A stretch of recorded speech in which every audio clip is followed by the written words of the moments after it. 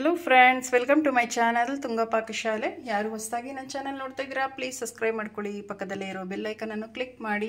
Friends, ಇವತ್ತು ತುಂಬ ಈಸಿಯಾಗಿ ರುಚಿಯಾಗಿ ಹೇಗೆ ತೊಂಡೆಕಾಯಿ ಪಲ್ಯ ಮಾಡೋದು ಅಂತ ನೋಡೋಣ. ಕೇವಲ ಒಂದು 15 ನಿಮಿಷದಲ್ಲೇ ರೆಡಿ ಆಗಿಬಿಡುತ್ತೆ ತೊಂಡೆಕಾಯಿ ಪಲ್ಯ. ತುಂಬಾ ಚೆನ್ನಾಗಿರುತ್ತೆ. ಈ ರೀತಿ ಒಮ್ಮೆ ಟ್ರೈ ಮಾಡಿ.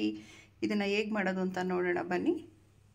ಈಗ ನಾನು ಮಿಕ್ಸಿ ಜಾರ್ ತೊಗೊಂಡಿದ್ದೀನಿ. ಒಂದು 4 ಟೇಬಲ್ ಸ್ಪೂನ್ ಅಷ್ಟು ತೆಂಗಿನ ತುರಿ ಹಾಕ್ತಾ ಇದ್ದೀನಿ. ಖಾರಕ್ಕೆ ಹಸಿರು ಮೆಣಸಿನ್ಕಾಯಿ ಹಾಕ್ತಾ ಇದ್ದೀನಿ.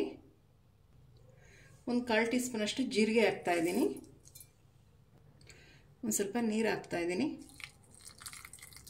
ಸಾಕು, ಜಾಸ್ತಿ ಹಾಕಕ್ಕೆ ಹೋಗಬೇಡಿ. ಇದು ತರಿಯಾಗಿ ಗ್ರೈಂಡ್ ಮಾಡ್ಕೊಳ್ಳೋಣ. ನೋಡಿ, ಇಷ್ಟು ತರಿಯಾಗಿದ್ರೆ ಸಾಕಾಗುತ್ತೆ.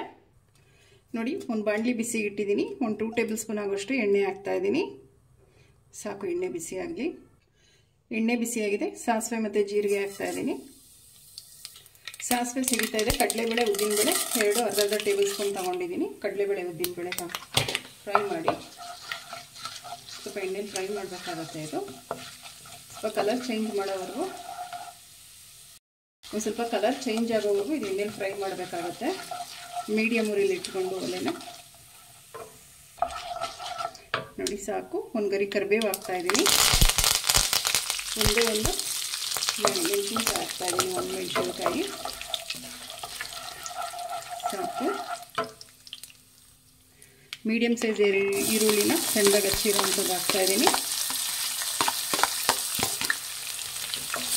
ಈರುಳ್ಳಿನ ಎಣ್ಣೆ ಚೆನ್ನಾಗಿ ಫ್ರೈ ಮಾಡಬೇಕಾಗುತ್ತೆ. ನೋಡಿ, ಈರುಳ್ಳಿ ಎಲ್ಲ ಫ್ರೈ ಆಗಿದೆ ಚೆನ್ನಾಗಿ. ಈಗ ಒಂದು ಸ್ವಲ್ಪ ಅರಿಶಿನ ಹಾಕ್ತಾ ಇದ್ದೀನಿ. ಇದು ಅಷ್ಟೇ ಫ್ರೈ ಮಾಡಿ. ಮೀಡಿಯಮ್ ಫ್ಲೇಮಲ್ಲಿ ಇಟ್ಟು ನಾವು ಈರುಳ್ಳಿನ ಫ್ರೈ ಮಾಡಬೇಕಾಗತ್ತೆ.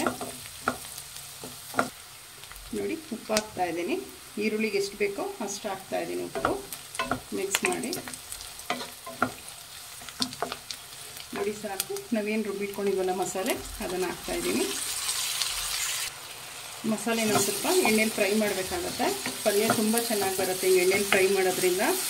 ಹಸಿ ವಾಸನೆ ಎಲ್ಲ ಹೋಗಬೇಕು. ಒಂದು 2 ರಿಂದ 3 ನಿಮಿಷ ಮಾಡಿ ಸಾಕು. ನೋಡಿ, ಮಸಾಲೆ ಎಲ್ಲ ಚೆನ್ನಾಗಿ ಫ್ರೈ ಆಗಿದೆ. ಸಾಕು ಇಷ್ಟು. ನೋಡಿ, ತೊಂಡೆಕಾಯಿನ ಸಣ್ಣದಾಗಿ ಈ ರೀತಿ ರೌಂಡ್ ಶೇಪ್ ಕಟ್ ಮಾಡಿಬಿಟ್ಟು ಒಂದು ವಿಷಲ್ ಕೂಗಿಸಿಟ್ಕೊಂಡಿದ್ದೀನಿ. ಉಪ್ಪು ಮತ್ತು ಅರಿಶಿನ ಹಾಕ್ಬಿಟ್ಟು ಬೇಯಿಸಿಟ್ಕೊಂಡಿರೋಂಥ ತೊಂಡೆಕಾಯಿ ಹಾಕ್ತಾ ಇದ್ದೀನಿ. ನೀವು ಈಗ ಫ್ರೈ ಮಾಡ್ಬೋದು, ಬೇಗ ಆಗುತ್ತೆ ಈ ರೀತಿ ಬೇಯಿಸ್ಕೊಂಡು ಮಾಡಿದ್ರೆ ಪಲ್ಯ. ಇದನ್ನು ಮಿಕ್ಸ್ ಮಾಡಿ ಮಸಾಲೆ ಜೊತೆ. ನೋಡಿ, ಒಂದು 2 ನಿಮಿಷ ಆಗಿದೆ. ಲಿಡ್ ಓಪನ್ ಮಾಡೋಣ. ನೋಡಿ, ಸಾಕು. ಒಂದ್ಸಲ ಮಿಕ್ಸ್ ಮಾಡಿ. ಲಾಸ್ಟಿಗೆ ಒಂದು ಸ್ವಲ್ಪ ಕೊತ್ತಂಬರಿ ಸೊಪ್ಪು ಹಾಕಿದ್ರೆ ತೊಂಡೆಕಾಯಿ ಪಲ್ಯ ರೆಡಿ. ತುಂಬಾ ಚೆನ್ನಾಗಿರುತ್ತೆ. ಈ ರೀತಿ ಟ್ರೈ ಮಾಡಿ.